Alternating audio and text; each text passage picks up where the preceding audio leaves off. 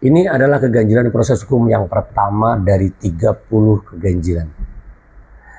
Yaitu tidak ada alat bukti dalam menetapkan saya sebagai tersangka. Yang akan saya sampaikan ini merupakan fakta yang tertuang di dalam dokumen proses hukum yang telah saya alami. Dan seluruhnya berkesesuaian.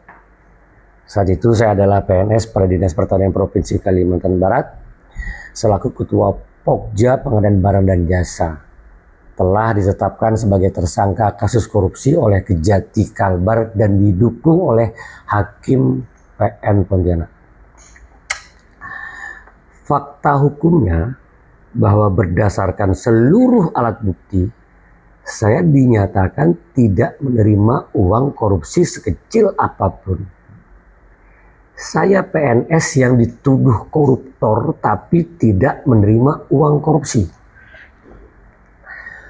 Maka hal yang seharusnya dapat menjadikan saya seorang tersangka, yaitu aparat penegak hukum wajib menunjukkan 2 alat bukti tentang faktor mens rea atau bukti adanya peran atas permufakatan jahat yang saya lakukan. Sehingga saya dinyatakan memperkaya orang lain atau korporasi sesuai dengan Undang-Undang Tipikor. Saya pikir ini mengerti bahwa seluruh fakta hukum berdasarkan keterangan seluruh saksi, ahli, dan keterangan terdakwa. Saya tidak merekayasa ini. Ini semua sesuai dengan dokumen di dalam berkas perkara, surat tuntutan, dan putusan PN Pontianak. Saya jelaskan. Yang pertama, alat bukti berdasarkan seluruh kesaksian ahli dan keterangan saya selaku terdakwa ya.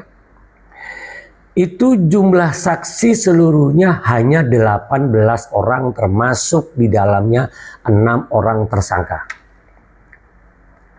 Bahwa keterangan 9 orang saksi dari pihak teman sekantor di Dinas Pertanian Kalimantan Barat menyatakan di bawah sumpah mereka mengenal saya sebagai teman kantor dan mengetahui posisi saya selaku Ketua Pokja.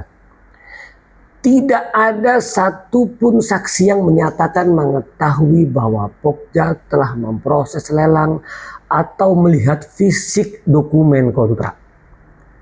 Termasuk kesaksian dari kepala dinas pimpinan saya. Jadi mereka menyatakan tidak tahu.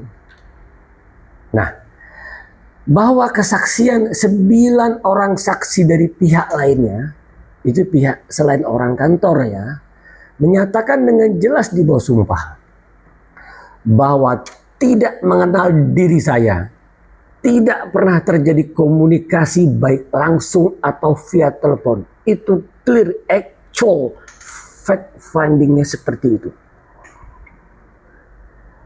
Yang kedua, alat bukti berdasarkan dokumen, surat, dan petunjuk yang disita oleh aparat penegak hukum.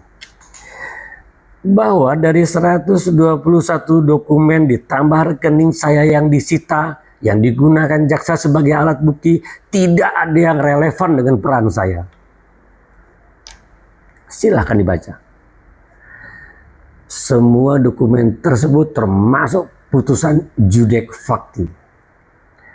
Sesungguhnya bahwa keputusan saya selaku Ketua Pokja saat itu dan disepakati oleh seluruh anggota Pokja memutuskan bahwa kami tidak mau melaksanakan pelelangan karena secara nyata telah terjadi tindakan koruptif sistemik di internal kami.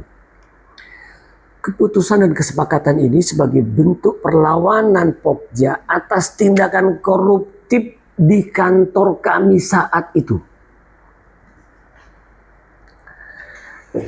Anehnya, jahatnya, penguasa hukum ini, nah ini merupakan pertanyaan besar. Jika mereka para pejabat memiliki kewenangan untuk bertanda tangan dalam penerbitan surat perintah membayar SPM, mengapa mereka melakukan proses pembayaran? Sementara fakta hukumnya, kesaksian mereka yang menyatakan tidak tahu adanya lelang dan tidak pernah melihat dokumen lelang. Hak mutlak seorang KPK dan Kadis jika dia merasa ada keganjilan untuk menghentikan seluruh proses administrasi. Padahal saya saat itu sudah menyatakan mundur jadi ketua Pokja yang saya sampaikan langsung pribadi ke kepala dinas jika saya dipaksa untuk melelangkan. Dengan fakta dan alat bukti tersebut, tidak akan ada satu alat bukti pun bahwa saya adalah pelaku plagiarism atau menyuruh melakukan down plagiarism dan atau turut serta melakukan made plagiarism dan atau menganjurkan outlooking. Justru konstruksi yang dibangun aparat penegak hukum yaitu saya dianggap bersalah dan turut serta dalam tindak pidana tersebut. 100% ini kriminalisasi. Yang saya sampaikan itu adalah benar. Lantas dengan alat bukti apa kalian APH menyatakan saya sebagai pelaku tindak pidana korupsi? Atau dengan cara apa saya memperkaya orang lain? Dan atau dengan cara apa saya melanggar hukum? Kalian aparat penegak hukum, Kejaksaan Tinggi Kalbar, bertindak atas nama negara dan hukum di Indonesia, kalian dengan jelas telah mengkriminalisasi saya. KUHP itu mengatur penetapan tersangka harus dibuktikan dengan 2 alat bukti yang sah. Kemudian saya tuntut Anda sudah setiap hari pekerjaan kalian itu berhadapan dengan hukum. Kalian seharusnya sudah mengerti dan mahir. Tunjukkan kepada saya satu saja alat bukti. Tidak perlu 2. Satu saja.